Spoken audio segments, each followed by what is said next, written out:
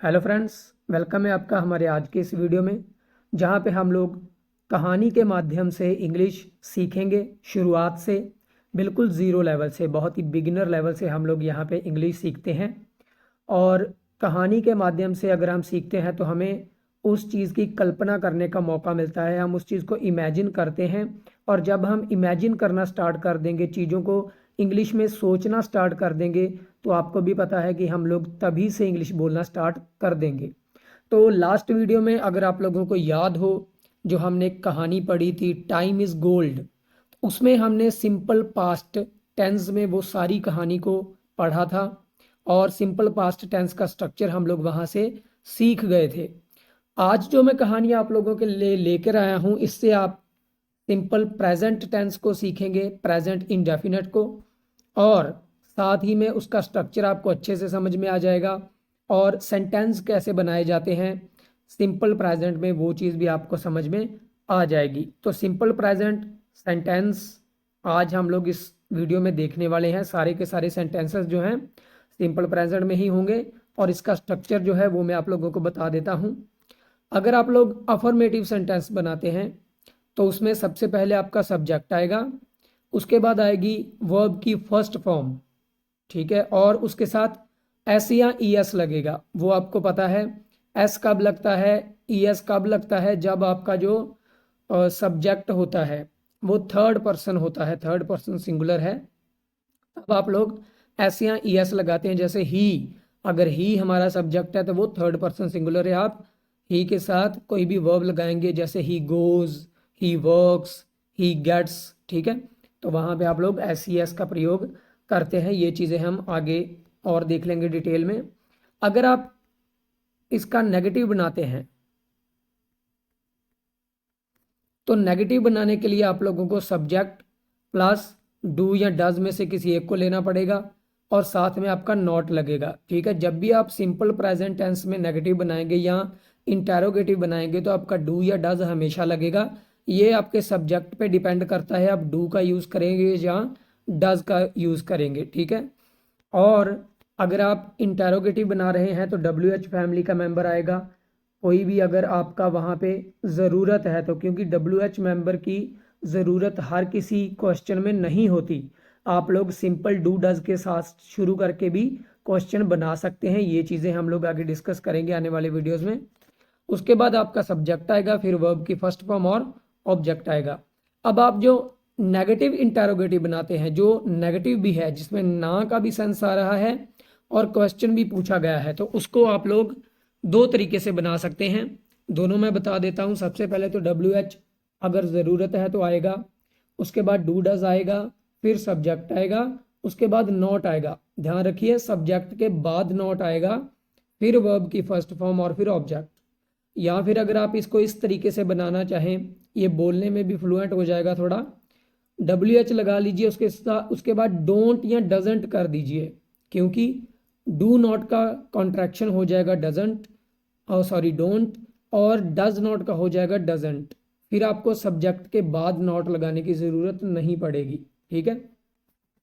अभी हम लोग आगे चलते हैं कहानी की तरफ। हरिया एक नाम है तो इसका हरिया ही लिखा जाएगा।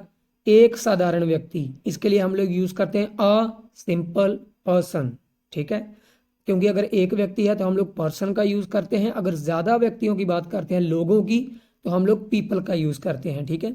ये सेंटेंस बनेगा, हरिया इज अ सिंपल पर्सन, और इसको अ बोलना है, ए सिंपल पर्सन नहीं, अ सिंपल पर्सन, ठीक है। इन चीज़ों का ध्यान रखिए अगर आप बढ़िया तरीके से इंग्लिश सीखना चाहते हैं तो।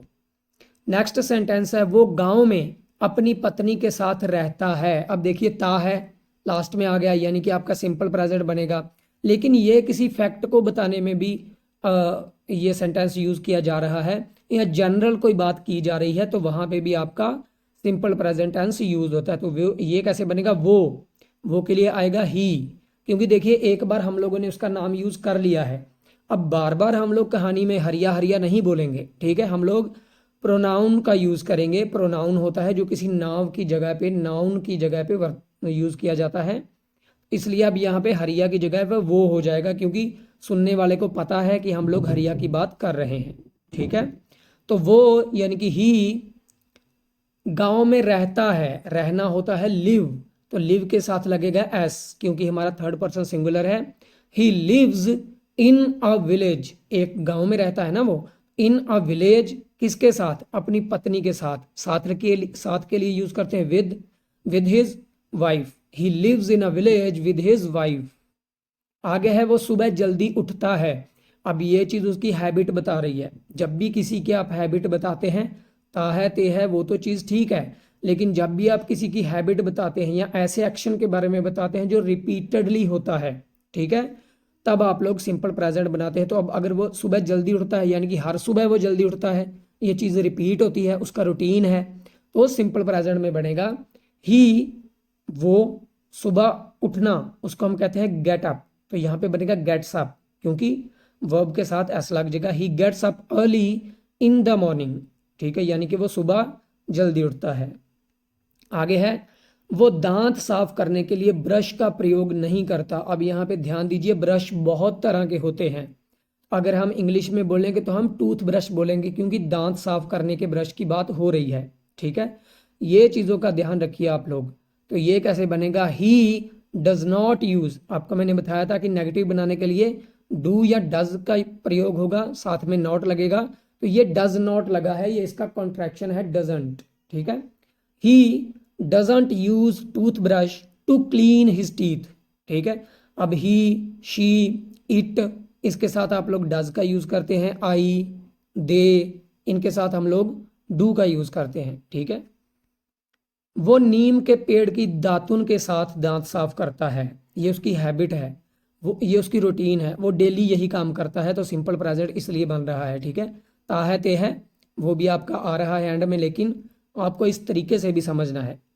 तो वो क्या करता है, ही क्लीन्स हिज टीथ, अपने दांतों को साफ करता है, किसके साथ, with a small twig of neem tree. Twig एक छोटी सी पतली सी टहनी को कहते हैं, तो दातुन भी उसी को कहा जाता है, ट्विग। तो वो एक छोटी सी ट्विग जो नीम ट्री की होती है, ऑफ नीम ट्री, उसके साथ वो अपने दांतों को साफ करता है, ठीक है। नहाने के बाद वो नाश्ता करता है, नहाने के बाद वो नाश्ता करता है, तो ही टेक्स ब्रेकफास्ट, इसको ब्रेकफास्ट, बहुत सारे लोग इसको ब्रेकफास्ट बोलते हैं, ब्रेकफास्ट नहीं बोलना, इसको बोलना है ब्रेकफास्ट, ब्रेकफास्ट। अपनी प्रोनाउंसिएशन भी आपको सुधारनी पड़ेगी अगर हम लोग इंग्लिश सीखना चाहते हैं, वरना मजाक बनेगा, ठीक है। तो ही टेक्स ब्रेकफास्ट आफ्टर बाथ, ऐसे भी बोल सकते हैं, या आफ्टर हैविंग अ बाथ, ये भी कह सकते हो, दोनों तरीके से आपका सही बनेगा, ठीक है। वो सुबह जल्दी अपने खेत जाता है, ये भी उसकी हैबिट है, रूटीन है, ठीक है। ही जाना होता है गो, लेकिन यहां पे लगेगा ईएस क्योंकि ही हमारा सब्जेक्ट है, ठीक है। He goes to his field, कहाँ जाता है, अपने खेत, तो खेत को कहते हैं फील्ड।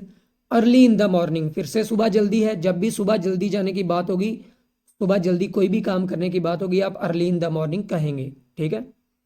वो बाजार से खाना नहीं खरीदता है, यानी कि उसकी पत्नी उसे खाना बना के दे देती है, वो वही खाता है, बाजार से नहीं खरीदता, ठीक है। तो यहाँ पे आएगा ही, नहीं खरीदता मतलब वो नहीं करता, तो बात आई है नेगेटिव सेंटेंस की, does not. He doesn't buy, buy होता है खरीदना, फूड, फूड होता है खाना, वो खाना बाजार से नहीं खरीदता, फ्रॉम मार्केट, ठीक है। ही grows it in his field, तो यहाँ पे शायद मैं हिंदी में सेंटेंस लिखना भूल गया हूँ, यहाँ पे था वो इसे अपने खेत में उगाता है, ठीक है, वो इसे अपने खेत में उगाता है, किसको, खाने को। अब देखिए, पहले हरिया की बात हुई, हमने एक बार हरिया का नाम ले दिया, उसके बाद हमने उसकी जगह पे ही का यूज कर लिया, अब यहाँ पे एक बार हमने फूड का नाम ले दिया है, ठीक है, तो यहाँ पे हम फूड की जगह पे अब इट का यूज कर रहे हैं, ठीक है। तो ये चीज ध्यान रखनी है, बार बार नाम को रिपीट नहीं करना है इंग्लिश बोलते समय। देखिए आ भी गया आपका सेंटेंस, वो इसको अपने खेत में उगाता है, यानी कि वो खाना बाजार से नहीं खरीदता, वो इसको अपने खेत में उगाता है। He doesn't buy food from market, he grows it in his field, ठीक है। आगे देखते हैं, वो कुछ सब्जियां जैसे आलू, प्याज और टमाटर भी उगाता है, यानी कि खाना उगाने के साथ साथ वो सब्जियां भी उगाता है, तो बनेगा ही ऑल्सो ग्रोज, क्योंकि वो ये भी करता है, ऑल्सो होता है भी के लिए, ही ऑल्सो ग्रोज, वो ये भी उगाता है, सम वेजिटेबल्स, आपको इसने वेजिटेबल्स नहीं बोलना, इसकी प्रोनाउंसिएशन वेजिटेबल नहीं है, वेजिटेबल्स, वेजिटेबल्स, ठीक है। सम वेजिटेबल्स, कुछ सब्जियां, लाइक जैसे पटेटोज, अब इसको पटाटो बहुत लोग बोलते हैं लेकिन पोटाटो गलत है, इसको बोलेंगे पटेटोज। अनियंस, ऑनियन कुछ लोग बोल देते हैं ऑनियंस लेकिन ये अनियंस है, ठीक है। एंड टमेटोज, टमाटर के लिए टमाटो नहीं टमेटोज, टमेटोज, ठीक है। वो कपड़े पैसों से नहीं खरीदता, यानी कि वो पैसे देकर कपड़े नहीं खरीदता। यूजुअली हम लोग क्या करते हैं, शॉप पे जाते हैं, पैसे देते हैं, कपड़े ले लेते हैं, लेकिन वो ऐसा नहीं करता, कपड़े पैसों से नहीं खरीदता। ये कैसे बोलेंगे, तो ये भी उसकी एक आदत ही है, वो कपड़े जो है पैसों से नहीं खरीदता। ही डजंट बाय क्लोथ्स, वो कपड़े नहीं खरीदता विद मनी, पैसों से, ठीक है। तो वो पैसों से कपड़े नहीं खरीदता, ही doesn't bye clothes with money. वो दुकानदार को कुछ चावल और गेहूं दे देता है, वो ऐसा करता है रिपीटेडली, जब भी जरूरत पड़ती है। This repeats over the period of time, ठीक है। तो जब कोई चीज़ कुछ पीरियड के बाद भी रिपीट होती है, जैसे हर गर्मियाँ में वो घूमने जाता है पहाड़ों में, ठीक है, हर गर्मियों में जाता है, ठीक है। तो गर्मियों के गर्मी 6 महीने के बाद ये चीज़ रिपीट होती है, ठीक है। या आप कह दें हर वीकेंड को वो पार्टी करता है, तो हर वीकेंड के बाद वो पार्टी करता है, ये चीज़ रिपीट होती है, ठीक है। उसको भी हम लोग सिंपल प्रेजेंट टेंस में ही बोलेंगे, ठीक है। इस तरीके से अगर आप समझना स्टार्ट कर देंगे ना तो आपको चीज़ें जल्दी से समझ आएंगी। क्योंकि अगर मान लीजिए आप किसी अंग्रेज से बोलो कि ता है, ते है हो, हूँ, इन चीज़ों से आप लोग सेंटेंस को आइडेंटिफाई करो तो वो अपनी इंग्लिश भी भूल जाएगा, सीखनी तो बहुत दूर की बात है, ठीक है। तो ये कैसे बनेगा, ही गिव्स, वो दे देता है, some rice and wheat, rice चावल, व्हीट होते हैं गेहूं। He gives some rice and wheat to the shopkeeper, shopkeeper को वो दे देता है, और दुकानदार उसके बदले में उसे कपड़े दे देता है। यानी कि चावल और गेहूं लेकर दुकानदार उसको कपड़े दे देता है, जितने पैसे के बनते होंगे उतने पैसे के उसको कपड़े मिल जाते हैं, तो ये चीज़ एक्सचेंज हो जाती है, ठीक है। एंड द शॉपकीपर, और दुकानदार, गिव्स हिम, उसको दे देता है, क्लोथ्स इन एक्सचेंज, इसको एक्सचेंज नहीं बोलना, एक्सचेंज, ठीक है।